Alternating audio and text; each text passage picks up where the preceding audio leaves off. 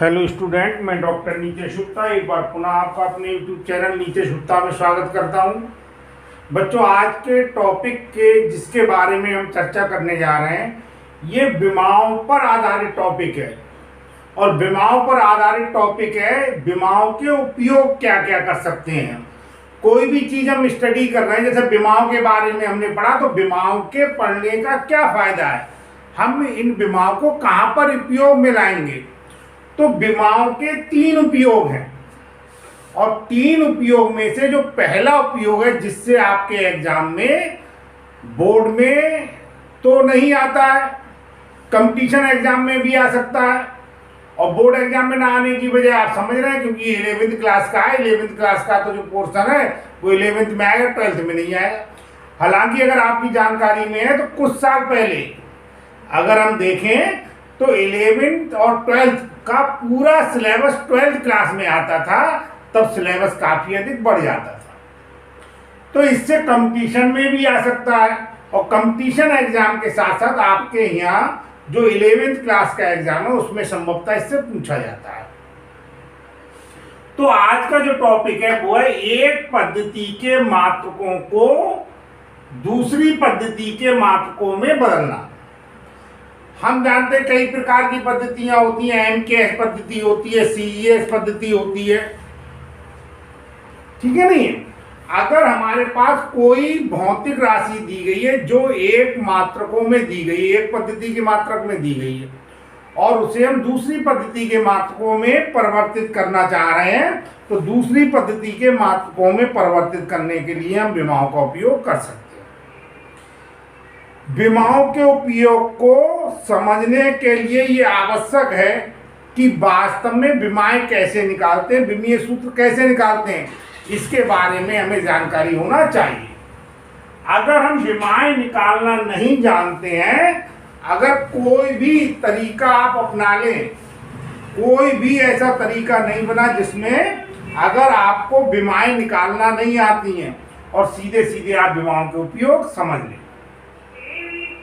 तो देखिए, एक पद्धति के मात्रकों को दूसरी पद्धति के मात्रक में बदलना, इसमें हम 2 एग्जाम्पल का प्रयोग कर रहे हैं, और अब लास्ट तक वीडियो को देखिएगा आप 100%। इसीलिए मैंने 2 एग्जाम्पल का प्रयोग किया है, जिससे आप बेहतर तरीके से समझ जाएं। तो सबसे पहला एग्जाम्पल देखिए, गुरुत्वीय त्वरण का मान 9.8 मीटर प्रति सेकंड स्क्वायर। यदि लंबाई को किलोमीटर में अब ले लें और समय को किसमें ले लें, मिनट में नापें, तब स्मॉल जी का आंकिक मान बीमाएं लिखकर ज्ञात कीजिए। कुल मिला के आप ऐसे समझ सकते हैं कि बीमाओं के उपयोग की सहायता से हम 9.8 मीटर प्रति सेकंड स्क्वायर को बदल के किलोमीटर प्रति मिनट स्क्वायर में कन्वर्ट करके हमें लाना है। तो थोड़ा सा मैं आपको सबसे पहले ये आप रफ पोर्शन मान ली, छोटे से मैं अपनी बात समाप्त कर दूंगा। यहाँ पर देखिए, कहीं पर आप लिखते हैं 1 मीटर बराबर, आपके हिसाब से कितना होगा, 100 सेंटीमीटर। ध्यान दीजिए, इसका मतलब 1 मीटर तो हो गया एक पद्धति का मात्रक, और उस पद्धति में आंकिक मान कितना हो गया, 1।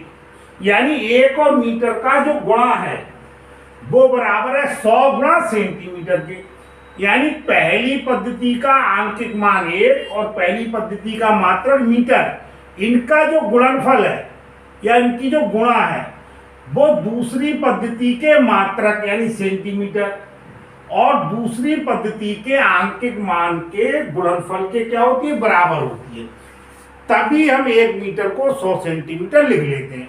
यानी 1 मीटर आप समझ लें जब कम मान है, समझ रहे हैं, 1 मीटर आंकिक मान कम है तो मीटर बड़ा मात्रक है, किससे, सेंटीमीटर से। और जब सेंटीमीटर छोटा है मात्रक इधर की तुलना में, तो आप समझ रहे हैं आंकिक मान 100 क्या है, अधिक है। हम ऐसे कह सकते हैं, साधारणतः आप समझ लें N1U1 बराबर होता है N2U2। N1 है पहली पद्धति का आंकिक मान, जैसे आप समझ लें ये क्या है, ये है 1, और U1 है पहली पद्धति का मात्रक यानी मीटर। N2 है दूसरी पद्धति का आंकिक मान, और U2 है दूसरी पद्धति का मात्रक। तो N1U1 बराबर होता है N2U2। हम फिर समझ लें, हम कह सकते हैं एक पद्धति का आंकिक मान गुणा उसी पद्धति का मात्रक बराबर होता है दूसरी पद्धति का आंकिक मान गुणा दूसरी पद्धति का मात्रक। इसे मैंने इसलिए बताया है क्योंकि इसका हम क्या करेंगे उपयोग। अब आप देखिए, सबसे पहले जिस भौतिक राशि के मात्रक को एक पद्धति से दूसरी पद्धति में आपको चेंज करना है, सबसे पहले हमें पता होना चाहिए उसका विमीय सूत्र। तो आप देखिए, गुरुत्वीय त्वरण, मेरे साथ लास्ट तक बने रहेंगे वीडियो में, आपको 100% समझ में आ जाए।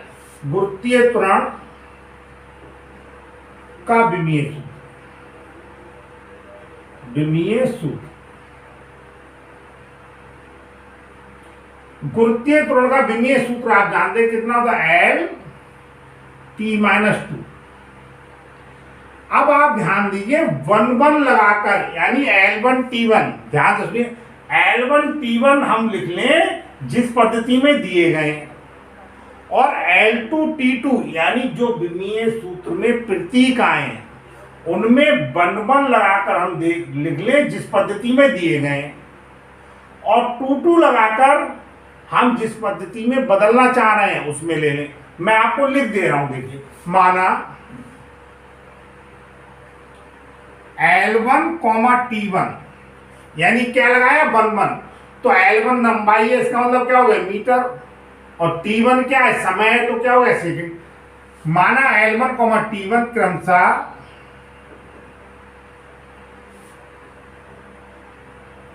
मीटर तथा सेकंड को कॉमा लगा दें, ठीक है नहीं, तथा और लिख दें, और अब L2,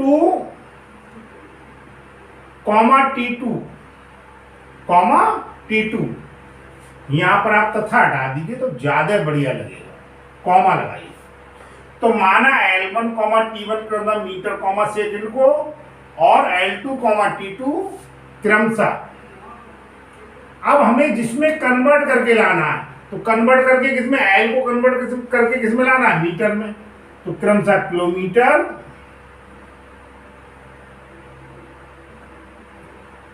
कॉमा समय को T को किसमें कन्वर्ट करके लाना है, मिनट में, किलोमीटर, मिनट को प्रदर्शित करते हैं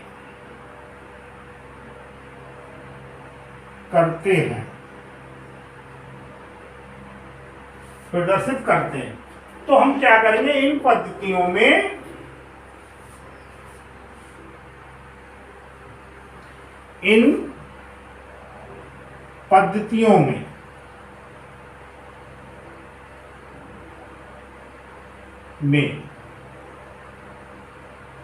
गुरुत्वीय त्वरण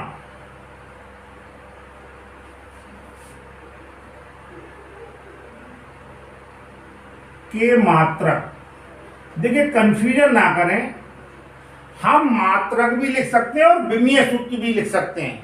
कुमार मित्तल की किताब से हिसाब से अगर हम देखें तो यहाँ पर मात्रक लिखे हुए हैं, और जो एग्जाम्पल दिए गए वहां पर विमीय सूत्र, कोई फर्क नहीं पड़ता है। अभी मैं आपको समझा दे रहा हूं।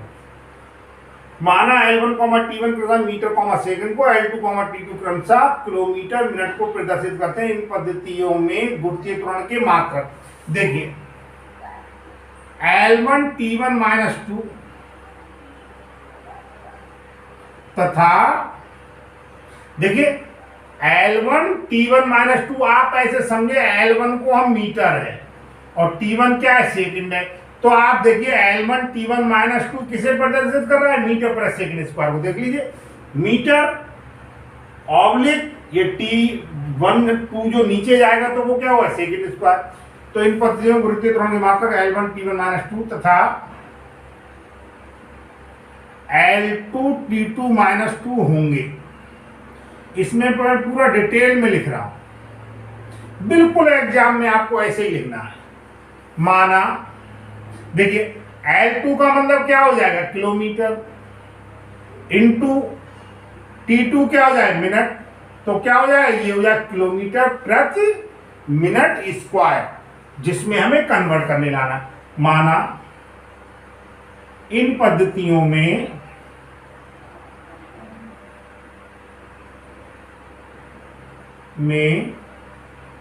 आंकिक मान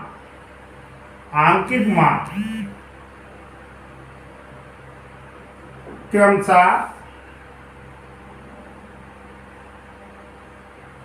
n1 तथा n2 हैं।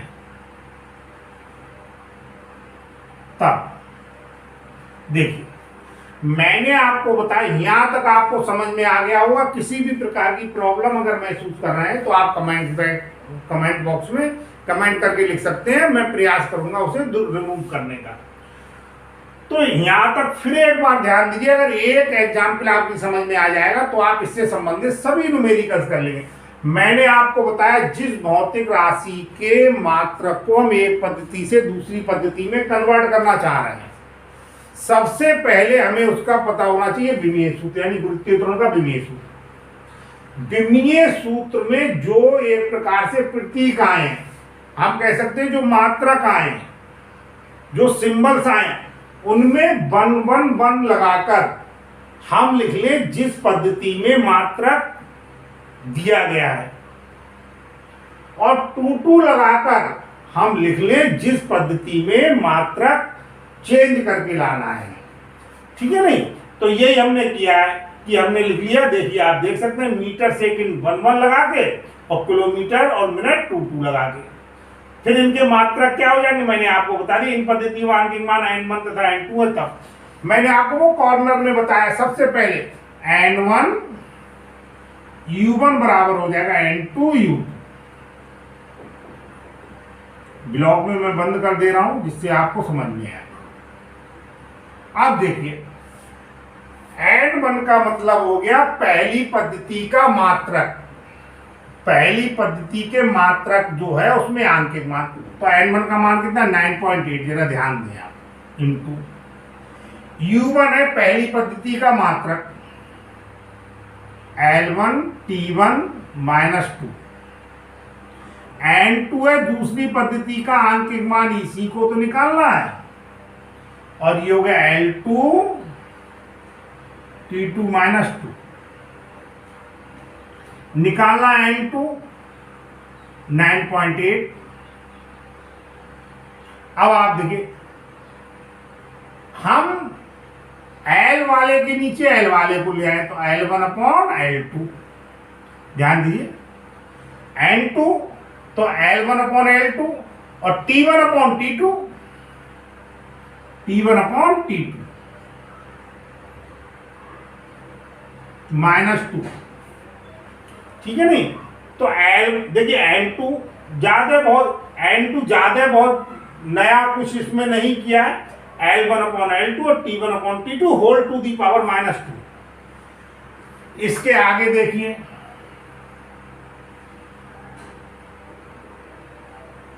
अब हम लिख लें, L1 हमने माना था मीटर, लिखिए, और L2 हमने क्या माना था, किलोमीटर। T1 हमने क्या था, T1 हमारे पास था सेकंड, और T2 कितना था, मिनट।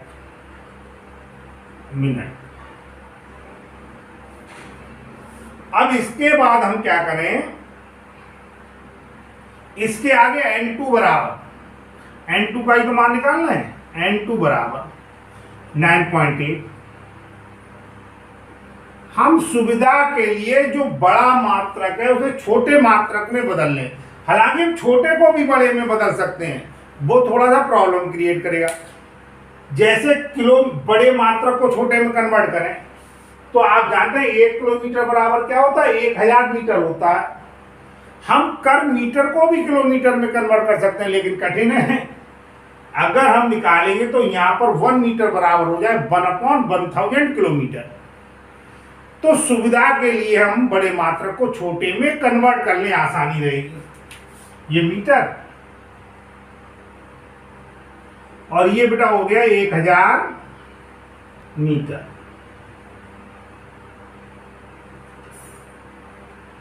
सेकंड ऐसे ही रहने दें, ये पावर -2 रह गया, सेकंड ऐसे ही रहने दें। और ये आपका मिनट का क्या हो जाए 60 सेकंड, जानते हैं आप लोग। -2 बराबर 9.8 इंटू, मीटर से मीटर कैंसिल हो गया तो ये क्या आ गया 1/1000। अब ध्यान दीजिए ये आ गया, सेकंड से सेकंड जब कैंसिल हुआ तो ये 1/60 की पावर कितना आ गया -2 हो गया, 1/60 की पावर -2। चलो मैं लिख दे रहा हूं, 1/60 की पावर क्या हो गया -2।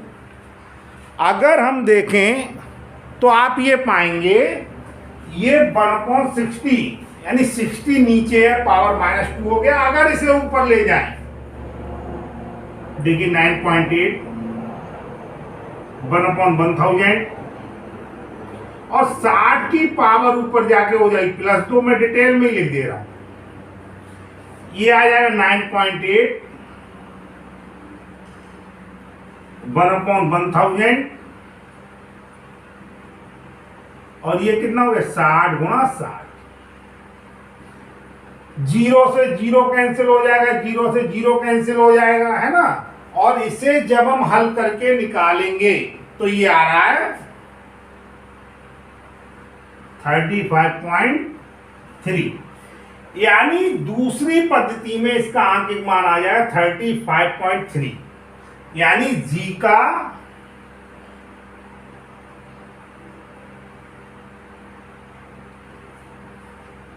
मान ये आ जाएगा 35.3। मात्रक अब क्या बन जाएगा किलोमीटर प्रति मिनट स्क्वायर। तो आप देखिए किस प्रकार से हमने एक पद्धति के मात्रक को दूसरी पद्धति के मात्रक में कन्वर्ट कर दिया। संभवतः ये आपको समझ में आ गया होगा। देखिए एक एग्जाम्पल हम और बता रहे हैं और ज्यादा महत्वपूर्ण है। हमें जूल को अर्ग में बदलना है। जूल कार्य का मात्रक होता है एमकेएस पद्धति में, जबकि जो अर्ग है, अर्ग जो है वो कार्य का मात्रक किसमें होता है, अर्ग कार्य का मात्रक होता है सीजीएस में। किसमें होता है सीजीएस में। तो आप देखिएगा हम एमकेएस मात्रक को बदल के किसमें लाना चाह रहे हैं, हम एमकेएस मात्रक को बदल के लाना चाह रहे हैं सीजीएस मात्रक में। तो देखिए किस प्रकार से हम करेंगे। सबसे पहले आप देखें, सबसे पहले मैंने बताया, ये थोड़ा सा आपको ये लगेगा अरे यार इसमें विमीय सूत्र किसका लिखना है, तो हमें पता होना चाहिए ना, हमें पता होना। ये जूल जो है वो कार्य का मात्रक है। किसमें कार्य का मात्रक है हमारे पास एमकेएस पद्धति में। वैसे तो जूल ऊर्जा का मात्रक है, ऊर्जा का मात्रक ले लेंगे। अभी मैंने आपको पिछले टॉपिक में बताया था कि विमीय सूत्र में जिनकी विमाएं समान होती है, विमीय सूत्र समान होते हैं, उनके मात्रक भी क्या होते हैं, समान होते हैं। विमीय सूत्र को समझने के लिए आपको डिस्क्रिप्शन में मैं लिंक भेज दूंगा पिछले टॉपिक का, जिसे आप समझ लें, देख लें आसानी से, तभी ये आपको समझ में आएंगे। तो आप देखिए सबसे पहले कार्य का विमीय सूत्र क्या होता है, mL2T-2। आप चाहे आप लिख सकते हैं जूल कार्य का मात्रक एमकेएस पद्धति में है, जबकि अर्ग कार्य का मात्रक सीजीएस पद्धति में है। ठीक है। अब आप देखिए कैसे लिखेंगे, जैसा मैंने आपको बताया था, पूरा मैं डिटेल में लिख दे रहा हूं, हालांकि जरूरत नहीं। हम लिखेंगे माना कैसे, M1 आएगा, L1, T1 क्रमशः, ध्यान दीजिए क्रमशः। M1 किसे प्रदर्शित करेगा, क्योंकि एमकेएस पद्धति है ना, तो किससे प्रदर्शित करेगा, M1 का मतलब हो गया किलोग्राम। L1 किसे प्रदर्शित करेगा, मैंने आपको बताया ये क्या है, हम लिख सकते हैं एक साथ ऐसे लिख सकते हैं, यहां पर चलो, यहां पर जूल कार्य का मात्रक, यहां पर जूल कार्य का मात्रक एमकेएस पद्धति में है, जबकि अर्ग सीजीएस पद्धति में कार्य का मात्रक है, कार्य का मात्रक है। और स्पष्ट कर दिया मैंने, कार्य का मात्रक है। अब आप देखिएगा तो वही लिखिएगा, माना m1 L1 T1 कितना किलोग्राम मीटर कॉमा सेकंड को, तथा इससे कोई मतलब नहीं रहा, मैंने बताया ये तो रब वर्ग था, ऊपर वाला रब वर्ग है, और ये मैंने केवल समझाने के लिए आपको लिख दिया है। तथा अब मैंने आपको बताया बल लगा के लिखना है जिसमें दिए गए। तो जूल किसमें था? जूल था एमकेएस पद्धति में। तो एमकेएस पद्धति में होने की वजह से आप लोग समझ रहे हैं कि हमने क्या किया, एमकेएस पद्धति के अनुसार M1 L1 और T1 लिख लिया, जो क्या हुआ किलोग्राम मीटर और सेकंड। अब हम आते हैं टू लगाकर हम लिखेंगे किसमें, आर्ग के हिसाब से किसमें लिखेंगे, सीजीएस में। तो तथा M2, T2, M2, L2, T2 क्रमशः, ध्यान दीजिए क्या हो जाए, ग्राम, सीजीएस पद्धति है ना, सेंटीमीटर, और सीजीएस पद्धति में भी ध्यान दीजिए समय का सेकंड भी होता है, सेकंड को प्रदर्शित करते हैं। इन पद्धतियों में कार्य के मात्रक क्रमशः क्या हो जाएंगे, देखिए M1 L1 2 T1 -2 तथा M2, ये मैं डिटेल में आपको इसलिए लिख के बता रहा हूँ, एग्जाम में हम बिल्कुल ऐसे ही लिख सकते हैं, क्रमशः M1 L1 2 T1 -2 तथा M2 L2 T2 -2 होंगे यदि इन पद्धतियों में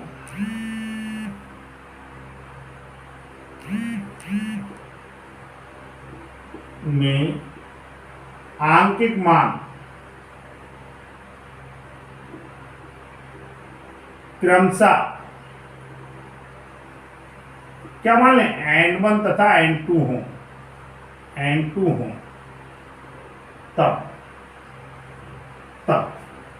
देखिए पहले मैं कंफ्यूजन थोड़ा और दूर कर दूं। जैसे जूल है बेटा, जितने मात्रक रखे गए हैं वो किसके नाम पर है, वैज्ञानिकों के नाम पर है। और चूंकि वैज्ञानिक जो थे ये सब क्या है, ये विदेशी वैज्ञानिक थे, तो जूल भी आप समझ रहे हैं वैज्ञानिक का नाम है, न्यूटन भी वैज्ञानिक का नाम है, ठीक है नहीं। तो एक जूल को अर्ग में, जूल वैज्ञानिक का नाम है, ठीक है नहीं। इसका जो व्यापक मात्रक हम लिखें, ठीक है नहीं। अगर कोई इंडियन साइंटिस्ट होते जिन्होंने खोज की होती तो क्या लिखते, समझ रहे हैं, हंसने वाली बात नहीं, आप ध्यान दीजिए, लिखते एक राम भरोसे को कल्याण दास में परिवर्तित कीजिए, यानी ऐसे ही तो नाम होते हैं। तो आप देखिए N1U1 बराबर N2U2, ये तो होता ही है, यानी एक पद्धति का आंकिक मान गुणा एक पद्धति का मात्रक बराबर दूसरी पद्धति का आंकिक मान गुणा दूसरी पद्धति का मात्रक। वास्तव में जूल क्या होता है, देखिए इसे भी समझिए, कार्य बल गुणा विस्थापन होता है, बल होता है न्यूटन, है ना। F बराबर क्या होता है, m, मैं आपको समझा, F बराबर m होता है, तो m क्या हो गया, द्रव्यमान, द्रव्यमान के लिए क्या लिखेंगे, किलोग्राम। एक्स में क्या एक्सीलरेशन है, क्या होता है मीटर पर सेकेंड स्क्वायर। डी यहां पर क्या है विस्थापन, ये क्या हो गया मीटर। तो इसका व्यापक मात्रक तो कायदे में जो होता है kilogram into metre square upon क्या होता है सेकेंड स्क्वायर होता है। और इसे हम लिख लेते हैं, इसी को हमने बताया क्या लिख लेते हैं, जूल लिख लेते हैं। इसका वास्तव में एमकेएस मात्रक जो है व्यापक रूप से वो है kilogram into metre square upon second square, जिसे हम क्या करते हैं जूल से प्रदर्शित कर देते हैं। तो आप देखिए हम यहां पर आ गए कि एक पद्धति का आंतरिक मान गुणा उसी पद्धति का मात्रक बराबर दूसरी पद्धति का आंतरिक मान गुणा दूसरी पद्धति का मात्रक। अब हल कर लें। n1 का मान कितना दिया है, 1 जूल को कन्वर्ट करना है। u1 क्या है हमारे पास, m1 L1 T1 माइनस 2 और L2 है ही। n2 हमें निकालना है, ये हो जाएगा m2 L2 2 और T2 माइनस 2। n2 बराबर ध्यान दीजिए 1। m1 एक साइड पर यानी m1 नीचे क्या आ जाएगा m2। L1 इस साइड का क्या हो जाएगा L2, स्क्वायर है पावर 2 है और T1 अपॉन T2 माइनस कितना हो गया 1। लिखिए m1 क्या माना है किलोग्राम, इसे क्या माना है ग्राम। L1 क्या माना है मीटर, जो हमने माना है वही लिख रहे हैं, अपॉन क्या माना है सेंटीमीटर। सीजीएस है ना, ये है सेकंड और ये भी क्या है सेकंड। तो ये वाली तो समस्या क्या हो गई, ये तो हो गई 2। अब हम क्या करते हैं, जैसा मैंने आपको बताया था बड़े मात्रक को छोटे में कन्वर्ट कीजिए तो हमारे पास 1 किलोग्राम बराबर हो जाएगा 1000 ग्राम और ये भी क्या है ग्राम। 1 मीटर बराबर क्या हो जाएगा 100 सेंटीमीटर अपॉन सेंटीमीटर। सेकंड से सेकंड कैंसिल हो जाएगा, पावर -2 है ना। हालांकि कैंसिल करना नहीं चाहिए, काटने के लिए तो हम ही हैं टीचर्स, काटने के लिए आपको जरूरत नहीं। सेकंड से सेकंड कैंसिल हो गया, पावर -2 तो वो तो निरर्थक हो गया, 1 की पावर -2 हो गई, 1 आ गया। अब आप देखिए अभी कुछ भूल भी रहे हैं, क्या भूल रहे हैं ध्यान रखिए। देखिए ये 2 पावर यहां पर भूल गए, 2 पावर यहां पर भूल गए, तो ये आपका आ गया 1 गुणा 1000 और 100 की पावर कितनी हो गई 2। तो ये आपका 1000 का मतलब 10 टू दी पावर 3 और 100 की पावर 2 का मतलब हो गया कितना हो गया 4। तो 10 टू दी पावर कितना आ गया 6। तो आप समझ लें 1 जूल बराबर कितना होगा 10 टू दी पावर 7। ये तो आ गया मान, आंतरिक मान, और ये किस में आ गया, किस में आ गया। तो आप देखिए किस प्रकार से हम विमाओं की सहायता से 1 जूल मान को अर्ग में परिवर्तित करके लाए, यानी एक पद्धति के मात्रक को दूसरी पद्धति के मात्रक में हमने कन्वर्ट किया। किसी भौतिक समीकरण के विमीय संतुलन की जांच करना। जैसा आप जानते हैं कोई फार्मूला है या कोई भौतिक समीकरण है, उसमें एक तो होती है दाईं ओर का पक्ष होता है और एक क्या होता है बाईं ओर का पक्ष होता है, यानी लेफ्ट हैंड साइड होती है और राइट हैंड साइड होती है। अगर हम विमीय संतुलन की जांच करना चाह रहे हैं तो सबसे पहले जो लेफ्ट हैंड साइड है उसका विमीय सूत्र निकाल लें और उसके बाद जो राइट हैंड साइड है उसका विमीय सूत्र निकाल लें। और इनका विमीय सूत्र निकालने के बाद अगर दोनों साइडों की जो विमाएं हैं, विमाएं कैसी आ जाए, एक समान आ जाए। विमाएं एक समान आ रही हैं तब तो वो समीकरण क्या है, ठीक है, सत्यापित है। और अगर विमाएं दोनों पक्षों की एक समान नहीं आ रही हैं तो आप मान सकते हैं वो समीकरण क्या है, गलत है। तो आज मैं 2 समीकरणों की सहायता से किसी भौतिक जो समीकरण है उसके सत्यता का परीक्षण कर रहे हैं। और एक समीकरण इनमें से सही है और एक समीकरण मैंने खुद ही क्या लिखी है, गलत लिखी है। जिससे बाद में परीक्षण करने पर उसकी सत्यता जो है वो कैसी रहे, अस्पष्ट रहे, यानी वो सत्य ना हो। तो आज मैंने गति के 2 समीकरण लिए और गति के दोनों समीकरण के द्वारा मैं आपको बताने का प्रयास करूंगा कि किस प्रकार से हम किसी भौतिक समीकरण के सत्यता की जांच करते हैं। तो देखिए, सबसे पहला हमारे पास जो है गति के समीकरण s बराबर ut plus half at square की सत्यता की जांच कीजिए। जैसा कि आप जानते हैं गति के समीकरण हम 9th क्लास से पढ़ रहे हैं। ये जो समीकरण क्या है, सत्य है, ठीक है। तो सबसे पहले देखिए हमारे पास हम क्या करते हैं, दोनों जो साइड हैं दोनों साइड के क्या लिखेंगे, विमीय सूत्र लिखेंगे। और विमीय सूत्र लिखने के बाद देखिए कैसे हमें पता चलेगा कि समीकरण सही है या गलत। देखिए, इसकी सत्यता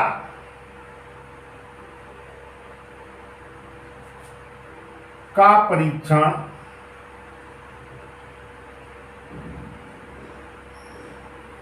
दोनों पक्षों की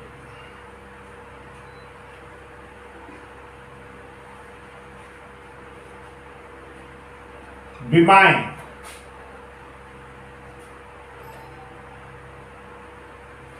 एक समान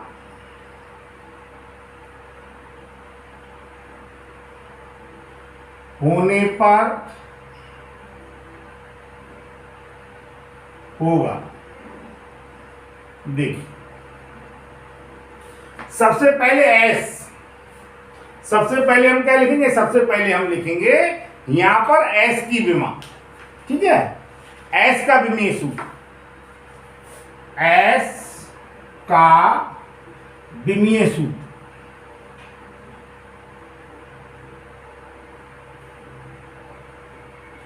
s आप सभी लोग जानते हैं, s हमारे पास क्या है, s है दूरी। और दूरी के लिए मैंने आपको बताया जो लंबाई का विमीय सूत्र होता है l, उसे हम प्रयोग करते हैं। तो ये कितना आ गया l, यहां तक तो आपको कोई प्रॉब्लम आई नहीं होगी, क्योंकि सीधे सीधे हमने s का क्या ले लिया, सीधे सीधे हमने s का विमीय सूत्र लिख लिया जो दूरी के लिए है और जिसे हम l से प्रदर्शित करते हैं। अब हम आ रहे हैं दूसरी साइड पर। अब हम लिखेंगे ut plus half at square, इस पूरे ब्रैकेट में मैं लिख दे रहा हूं का विमीय सूत्र।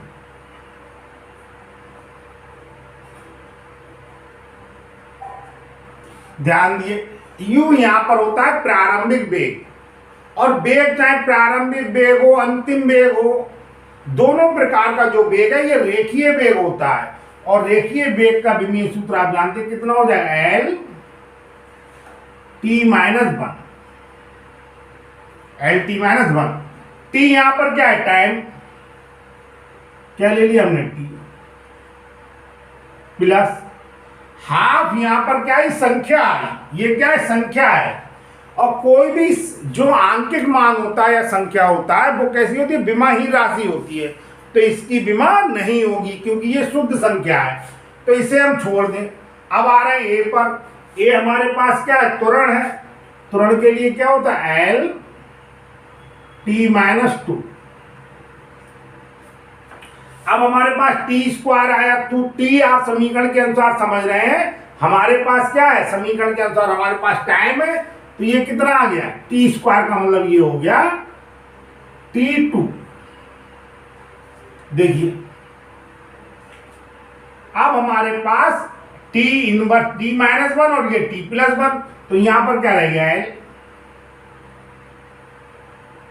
प्लस ये t माइनस 2 और ये t प्लस 2, तो यहां पर भी क्या हो गया है, बराबर क्या गया, 2l। अब आप देखिए, इधर भी l आया, इधर भी आया, इधर l टू दी पावर 1 है, इधर l टू दी पावर 1 है। जो आगे शुद्ध संख्या आ रही है उससे लेना देना नहीं है।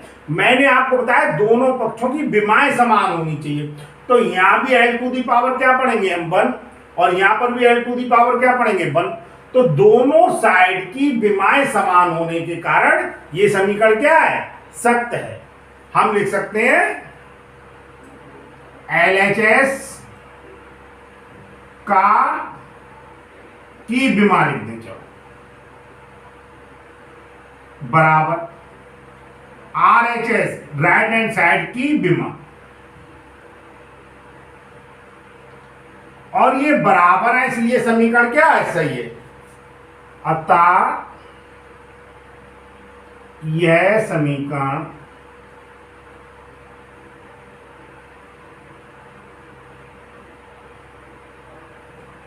सही है। किसी भी प्रकार का अगर आपको डाउट है, वैसे तो मैं प्रयास कर रहा हूं इसे क्लियर करने का, फिर भी आपको अगर किसी प्रकार का डाउट है तो आप कमेंट्स बॉक्स में लिखकर भेज सकते हैं, पूछ सकते हैं। तो देखिए, जैसा हम वास्तव में जानते हैं कि s बराबर ut plus half at square समीकरण क्या है, सत्य है, सही है। और हमने देखा लेफ्ट हैंड साइड की विमा राइट हैंड साइड की विमा के बराबर आ गई, इसलिए ये समीकरण क्या है, सही है। अब एक ऐसा समीकरण ले जिसमें क्या हो, जिसमें दोनों साइड की विमाएं बराबर ना आए। आप जानते हैं गति का एक समीकरण होता है, गति का समीकरण b स्क्वायर बराबर u स्क्वायर प्लस 2as होता है। मैं सही समीकरण इसलिए बोल रहा हूं क्योंकि गति के समीकरण के बारे में आप 9th क्लास में पढ़ चुके हैं और आगे चैप्टर में 11th क्लास में भी पढ़ेंगे। तो v स्क्वायर बराबर u स्क्वायर प्लस as तो सही होता है, और b स्क्वायर बराबर u प्लस as की सत्यता की जांच करनी है। हम देखेंगे कि अगर गलत समीकरण है तो कैसे पता चलेगा विमाओं की सहायता से ये कैसा है, गलत है। तो आप देखिए, इसकी सत्यता का परीक्षण करने के लिए स्पष्ट है कि दोनों साइडों की विमाएं कैसी होनी चाहिए, एक समान होनी चाहिए। तो सबसे पहले देखिए, ऐसे ही लिख देंगे, इसकी सत्यता का परीक्षण करने के लिए दोनों पक्षों की विमाएं क्या होनी चाहिए, एक समान होनी चाहिए। तो b स्क्वायर का विमीय सूत्र, b आप जानते हैं बेटा क्या है, b है हमारे पास वेलोसिटी, फाइनल वेलोसिटी, अंतिम वेग। LT-1 होता है, और LT-1 होने के कारण हमें इसका क्या करना है, स्क्वायर भी करना। ये आ गया L2T-2।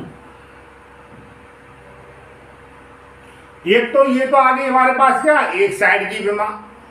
अब हम देखिए विमीय सूत्र निकाले दूसरे साइड का, तो यहां पर u प्लस 2as का विमीय सूत्र, u यहां पर आप समझ रहे हैं क्या, u है यहां पर इनिशियल वेलोसिटी, जिसे हम प्रारंभिक के वेग कहते हैं। तो ये हो गया LT-1। इसमें जो 2 आ रहा है, 2 क्या है, 2 है एक संख्या है, और मैंने बताया जो आंकिक मान होता है वो कैसा होता है, विमाहीन होता है, उसका विमीय सूत्र नहीं होता है। ये यहाँ पर हमारे पास क्या आ गया, ये हमारे पास आ गया, यहाँ पर एक्सीलरेशन है, क्या होता है, L-T-2, और s हमारे पास क्या है, s हमारे पास है यहाँ पर डिस्टेंस, ये हो गया L-T-1, और ये हमारे पास हो गया L2T-2। अब समान विमाओं वाली क्वांटिटीज को ही हम जोड़ सकते हैं, यानी LT-1 और इधर भी LT-1 होता तब तो हम जोड़ देते, लेकिन एक साइड पर क्या LT-1 है और दूसरा इसका जो है वो कितना है, वो L2T-2 है, तो इन्हें हम जोड़ नहीं सकते हैं। तो ये अगर हम देखें, यहां पर देखें, b स्क्वायर का तो विमीय सूत्र ये आया, और यहां पर जब हम इन्हें नहीं जोड़ सकते तो इसका विमीय सूत्र क्या हुआ, उसके बराबर नहीं आएगा, और विमीय सूत्र बराबर नहीं आएगा, इसका मतलब क्या है, इसका मतलब है LHS की विमा हमेशा ही हम एक समान विमाओं वाली राशियों को ही आपस में जोड़ सकते हैं। जैसा मैं आपको बताऊं, LHS की विमा बराबर, बराबर होनी चाहिए, बराबर नहीं है तो नॉट इक्वल RHS की विमा। ये मैंने आपको बताया, जानकर ही मैंने गलत समीकरण लिखा था, जिससे बाद में इनका विमीय संतुलन का जब हम परीक्षण करें तो ये समीकरण सत्य ना आए। तो LHS की विमा नॉट इक्वल टू RHS की विमा, इसलिए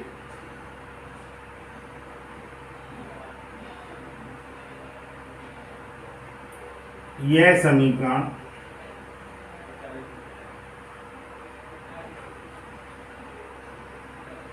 गलत है, गलत है। देखिए अब मैं आपको बताऊं, देखिए इसी का एक पोर्शन है, मैं थोड़ा अलग से आपको बता दे रहा हूं, जरा ध्यान दीजिए। कब ये सत्य होती मैं आपको रफ करके बता दे रहा हूं, इसी में बता दे रहा हूं। ये तो बात हमारे यहाँ फिनिश हो गई, इतना पोर्शन तो हमारा पूरा हो गया। अब आप देखिए वास्तव में जो समीकरण होती है, अब देखिए B² बराबर E² प्लस AS, ये एक्चुअल समीकरण होती है। इसके विमीय संतुलन की जांच करेंगे हम, तो मैं देखिए बता रहा हूं, ये हो गया B हमारे पास क्या हो गया, B हमारे पास हो गई वेलोसिटी। तो ये क्या हो गया, ये आ गया LT -1 इसकी पावर 2। U भी हमारे पास क्या है, वेलोसिटी है, तो LT -1। 2 से मतलब नहीं है, मैंने बताया आंकिक मान है, विमाहीन होता है। ये हमारे पास क्या है, एक्सीलरेशन है, तो LT -2। और ये हमारे पास L है, ये क्या हो गया L, दूरी S है, जिसके लिए क्या हो गया L। यहां पर L2T -2,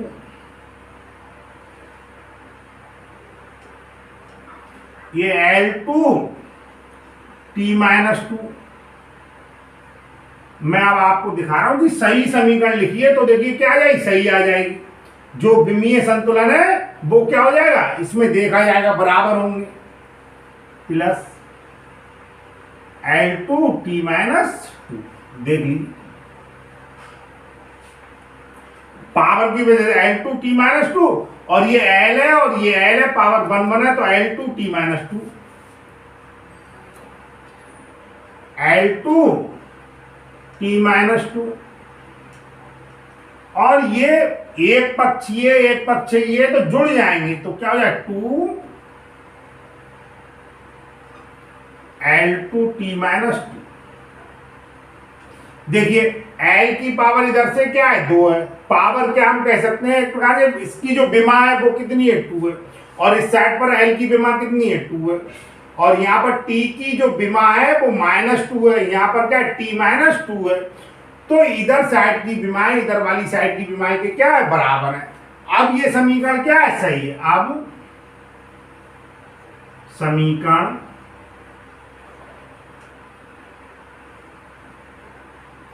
सही है। तो मैंने पहले आपको बताया किस प्रकार से मैंने देखा विमाएं बराबर नहीं थी, इसलिए समीकरण क्या थी, गलत थी। फिर मैंने वास्तव में चूंकि हमें पता है तो समीकरण को सही लिख के ये दिखाया कि देखिए किस प्रकार से दोनों साइड की विमाएं अब समान आ सकती। आज हम विमाओं के उपयोग से संबंधित तीसरा जो उपयोग है उसके बारे में चर्चा करने जा रहे हैं, और ये वास्तव में महत्वपूर्ण भी है, और महत्वपूर्ण होने के साथ साथ ये बहुत इंटरेस्टिंग भी है। इंटरेस्टिंग होने का कारण ये अभी मैं आपको बता रहा हूं, आप समझेंगे कि किस प्रकार से केवल हमें ये पता होता है कि यह भौतिक राशि निम्नलिखित भौतिक राशियों पर केवल निर्भर करती है। हमें ये नहीं पता होती है कौन सी भौतिक राशि ड्राइव करने के बाद स्क्वायर आएगा, किस पर अंडर रूट लगेगा, किसकी पावर 1/2 आएगी, कौन सी भौतिक राशि ऊपर आएगी, कौन सी नीचे आएगी। यानी हमें केवल ये पता है कि एक भौतिक राशि दूसरी भौतिक राशि पर किस प्रकार से निर्भर कर रही है, अन्य भौतिक राशियों पर किस प्रकार से निर्भर कर रही है, और हम विमाओं की सहायता से उसमें संबंध स्थापित कर सकते हैं। तो आइए चर्चा करते हैं विमाओं के उपयोग संबंधी तीसरे टॉपिक का, और ये तीसरा टॉपिक आपके पास है विभिन्न भौतिक राशियों में संबंध स्थापित करना। इससे संबंधित विमीय सूत्र का एक टॉपिक मैंने वीडियो अपलोड किया है। विमाओं के उपयोग का जो पहला है, एक पद्धति के मात्रक को दूसरी पद्धति के मात्रक में बदलना या किसी भौतिक समीकरण के सत्यता की जांच करना। इन टॉपिक्स को अगर आप देखना चाह रहे हैं, और आपको देखना भी चाहिए, क्योंकि पूरे वीडियो क्रम से देखने पर ही आपको समझ में आएगा चैप्टर। तो डिस्क्रिप्शन में मैं इसके लिंक भेज दूंगा, आप वहां से देख सकते हैं। तो अभी हम बताने जा रहे हैं विभिन्न भौतिक राशियों में संबंध स्थापित करना। थोड़ा ध्यान दीजिए। एग्जाम्पल इसका हम ले रहे हैं, किसी सरल लोलक का आवर्तकाल। तो किसी सरल लोलक का आवर्तकाल गोलक के द्रव्य आवर्तकाल कैपिटल टी, जिसे हम क्या कह सकते हैं, जिसे हम कह सकते हैं दोलन काल भी कह देते हैं। गोलक के द्रव्यमान स्मॉल एम पर, धागे की लंबाई स्मॉल एल पर तथा गुरुत्वीय त्वरण स्मॉल जी पर निर्भर करता है। विमाओं की सहायता से आवर्तकाल के सूत्र की स्थापना करनी है। तो थोड़ा सा देखिए, सरल लोलक का मैं आपको हिंट दे दूं, हालांकि थोड़ा सा असंभव सा लग रहा है यहाँ पर बताना, फिर भी देखिए मैं माइक के प्रयोग से आपको बताने का प्रयास कर रहा हूं। देखिए, अगर हम इस प्रकार से होता है, चलो इसका मैं देखो प्रयोग कर लूं, फिजिक्स के व्यक्ति हैं हम लोग।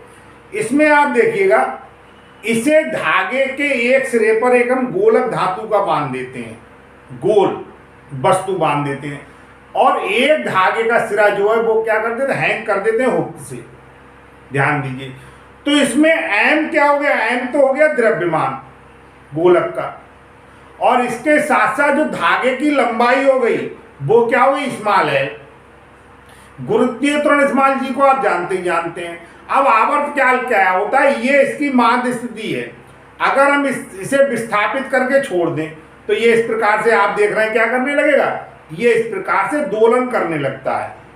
और जब ये दोलन करने लगता है तो आप ये समझ लें, ये साम स्थिति से यहां तक जाना, लौट के यहां पर आना, फिर यहां पर जाना, फिर लौट के यहां तक आना, ये एक दोलन कहलाता है। और एक दोलन में लगने वाला समय है, उसी को हम क्या कहते हैं, आवर्तकाल कहते हैं।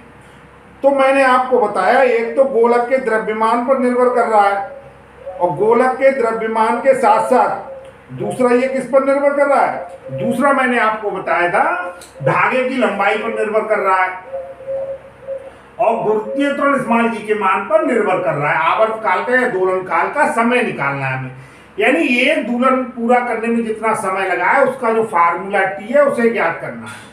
देखिए, मैंने आपको बताने का, समझाने का प्रैक्टिकली इसलिए प्रयास किया जिससे आपको समझ में आए वास्तव में आवर्तकाल और दोलन काल क्या होता है। तो देखिए, सबसे पहले देखिए, ध्यान से लास्ट तक वीडियो में बने रहिए, बहुत ही अभिरुचि पैदा करने वाला टॉपिक है। देखिए, हमने क्या किया, माना, जरा ध्यान दें, माना आवर्तकाल, ये सब लिखा ही है, आवर्तकाल कैपिटल टी,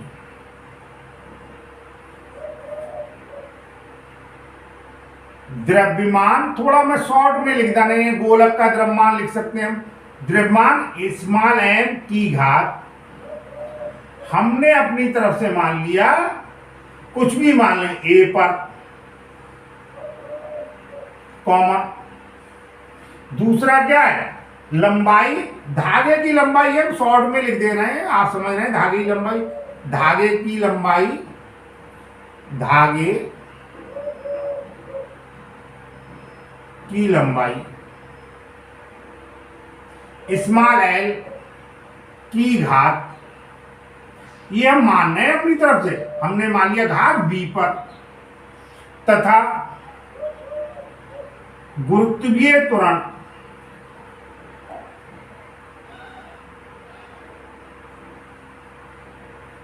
स्मॉल जी की घात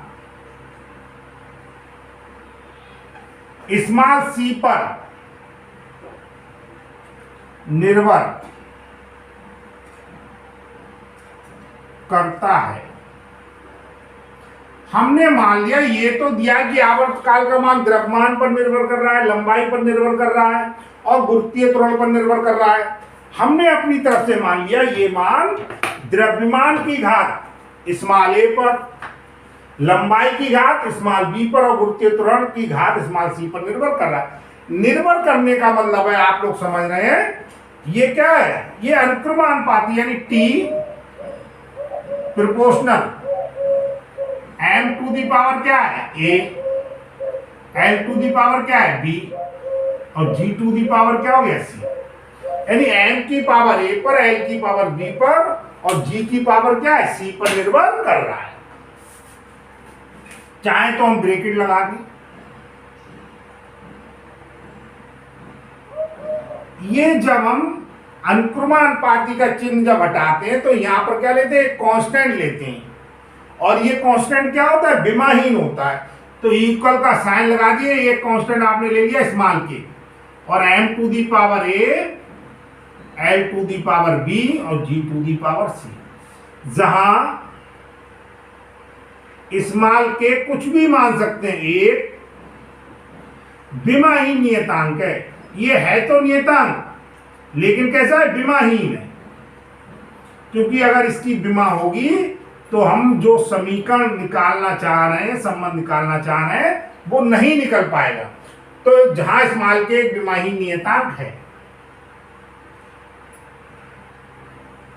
समीकरण नंबर हमने इसे मान लिया। ये देखिए, अब दोनों ओर की विमाएं लिखने पर, दोनों ओर की विमाएं लिखने पर लिखिए दोनों ओर की विमाएं। टी आवर्त काल है, ध्यान दीजिए, टी आवर्त काल है, समय है, तो इसकी विमा क्या हो जाएगी टी, और टी टू दी पावर अभी मैं आगे बताऊंगा के कैसा है, विमाहीन नियतांक है, विमा होगी नहीं। एम जो हमारे पास है द्रव्यमान है, द्रव्यमान के लिए क्या लेते हैं, कैपिटल एम। जब तक आपको विमीय सूत्र वाला टॉपिक समझ में नहीं आएगा तब तक यहां समझने में क्या होगी, दिक्कत आएगी। तो आप विमीय सूत्र तथा विमाओं के उपयोग संबंधी जो दोनों टॉपिक है, डिस्क्रिप्शन में लिंक देखकर उनके वीडियो को समझ लें। स्मॉल एल क्या है, लंबाई है, तो स्मॉल एल लंबाई है तो कैपिटल एल इसका होता ही होता है, पावर क्या होगी बी। अब ये आता है स्मॉल जी, जिसे हम गुरुत्वीय त्वरण कहते हैं। गुरुत्वीय त्वरण क्या होता है, एल टी माइनस टू, और एल टी माइनस टू की पावर क्या होगी सी। अब आप ध्यान दीजिए, इधर ध्यान दें, ये एम टू दी पावर ए हो गई, एल टू दी पावर क्या हो गई, यहां पर बी है, और यहां पर L to the power C हो जाएगी, तो ये हो जाएगी L to the power B plus C, और टी टू दी पावर आ जाएगी माइनस टू सी।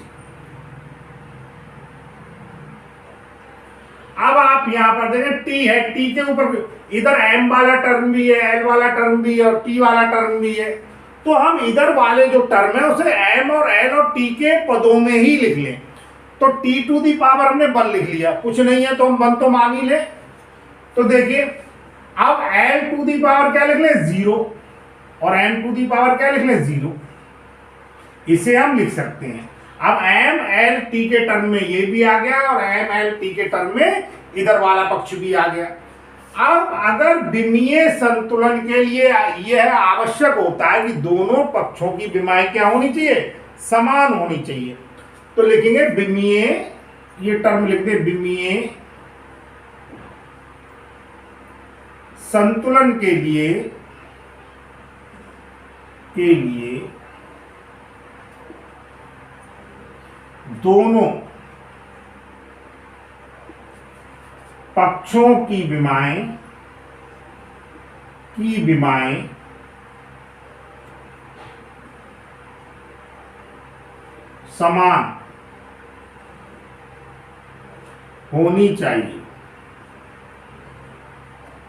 समान होनी चाहिए,